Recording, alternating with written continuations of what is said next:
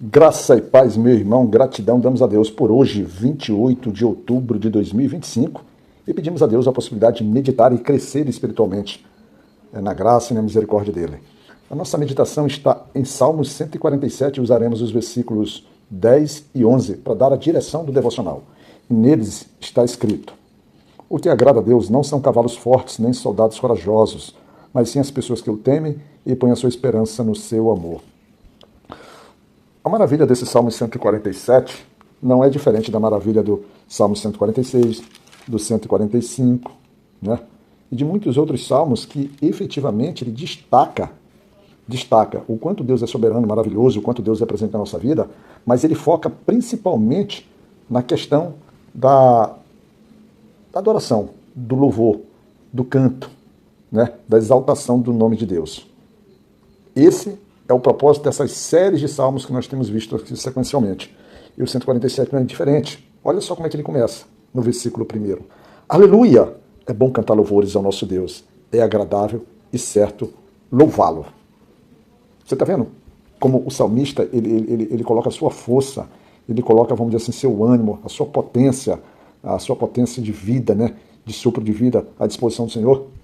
Ele diz que cantar louvores é bom. Cantar louvores ao nosso Deus, direcionado a Deus. Sabe quando às vezes a gente faz uma música, ou os cantores ali, vamos chamá-los que eles fazem as músicas, que não necessariamente é isso, mas os cantores, quando apresentam suas músicas, quando eles fazem isso, mas quando eles direcionam essa música e eles cantam com a qualidade que eles têm, a habilidade que eles têm, o dom divino que Deus deu para eles, a capacidade que eles se desenvolvem, e eles colocam isso à disposição cantando para o Senhor, o salmista diz que isso é bom. Diria até, parafraseando aquilo que está lá em Gênesis, quando Deus termina ali a criação, ou ele faz o homem, faz tudo, ele diz assim, é muito bom. De fato, quando você usa os seus talentos para servir o Senhor, para colocar à disposição, para glorificar o nome do nosso amado Jesus, é bom demais.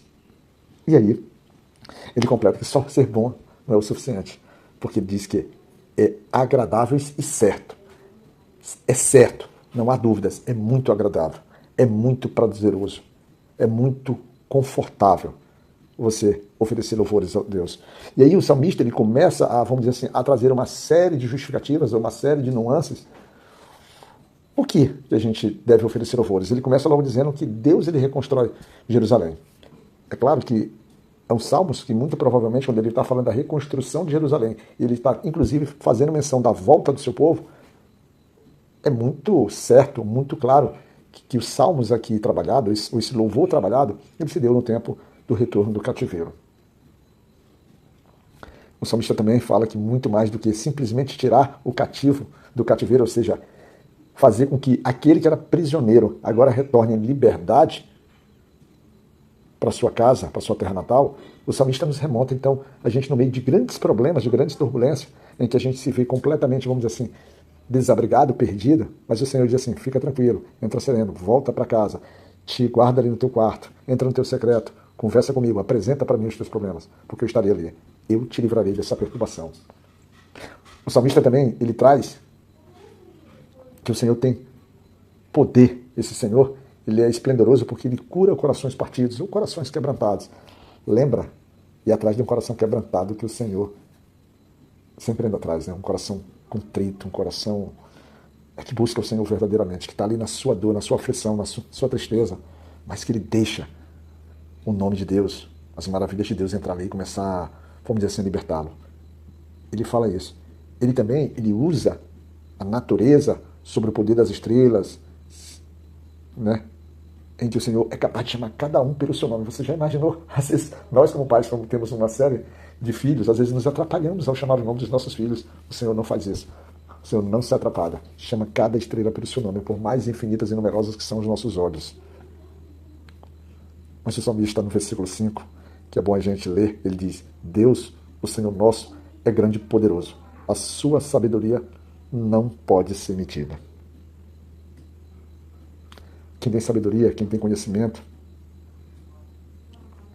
e que tem habilidade prática de fazer, como Deus fez a própria criação, tudo se torna mais fácil.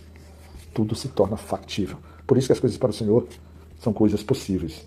Não são impossíveis. São impossíveis para o homem, mas para Deus é facilmente realizável.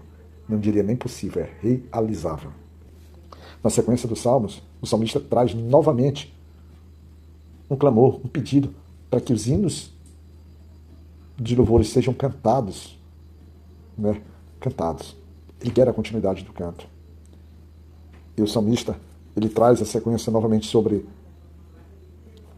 que o Senhor, ele cobre o céu de nuvens, ele faz crescer grama nas montanhas e ele, através dessas maravilhas, ele dá de comer aos animais.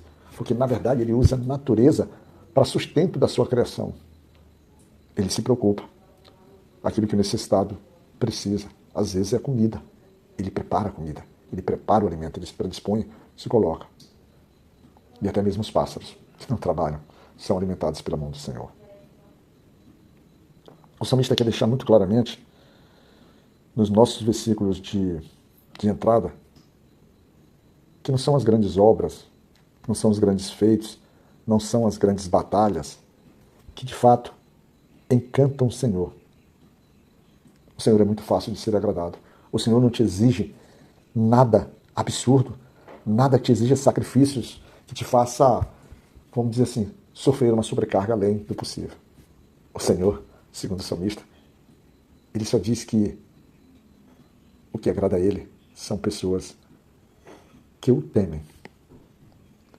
Que as suas esperanças, que é, na verdade, a solução dos seus problemas, das suas necessidades, aquilo que angustia o seu filho, ou aquele que suplica, o que agrada a Deus é quando você direciona isso a Ele, a fonte do poder, a fonte da vida, a fonte do sustento, a fonte das maravilhas.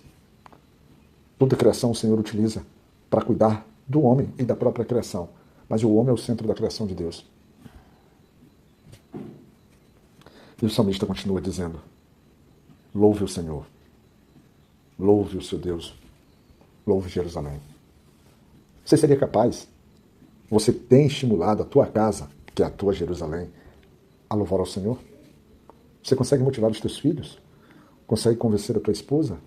Vocês conseguem juntos, como família, em comunhão? Às vezes nos preocupamos que os atos que fazemos são atos que destroem as nossas famílias. E eu fico muito triste porque eu indiretamente, às vezes, eu fico sabendo da vida das pessoas que eu amo, o quanto elas, às vezes, têm esquecido de louvar a Deus, têm esquecido de temer a Deus e têm esquecido de cuidar da sua casa, da sua família. Quando o salmista nos estimula a louvar a Deus, quando ele estimula a gente a entender que as nossas necessidades serão, vamos dizer assim, supridas pela mão de Deus, ele quer da mesma forma que a gente olha para dentro da nossa casa e cuida da nossa casa, que a gente honre a nossa esposa, que a gente cuide dos nossos filhos e que a gente entenda que uma família se constrói com comunhão. Devemos louvar ao Senhor, mas louvar ao Senhor sem cuidar da primazia, sem cuidar daquilo que Ele nos deu, como a nossa casa, nossos filhos, o nosso casamento, é a gente chamar a maldição para a nossa própria vida. É preciso a gente acordar enquanto há tempo, porque o salmista nos convida: louvai ao Senhor, cuida, meu irmão, da tua casa. Não anda de forma vacilante. Não te impressiona pelos prazeres que a vida está te dando, porque a queda é feia. É preciso focar. É preciso temer ao Senhor. É preciso andar no caminho da sua obediência.